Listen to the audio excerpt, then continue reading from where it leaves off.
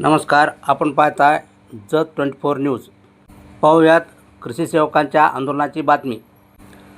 जत कृषी सहाय्यक संघटनेचे विविध मागण्यासाठी आंदोलन. आज दिनांक 7 मे रोजी तालुका कृषी कार्यालयासमोर कृषी सहाय्यक यांनी विविध मागण्यासाठी धरणे आंदोलन केले. आंदोलनात तालुक्यातील सर्व कृषी सहाय्यकांनी भाग घेतला होता.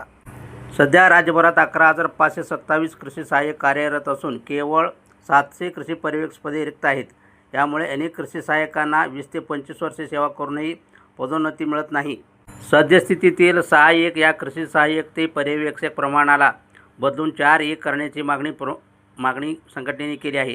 कृषी सहाय्यकांना सहाय्यक कृषी अधिकारी हे पदनाम देणे, सेवाकालीन स्थैर्य देणे, लॅपटॉप व मदतनीस उपलब्ध करून देणे, तसेच पोकरा योजनेसारख्या महत्त्वाकांक्षी योजनेमध्ये सक्षम सहभाग मिळवून देणे आदी मागण्या शासन दरबारी मांडण्यात आल्या आहेत.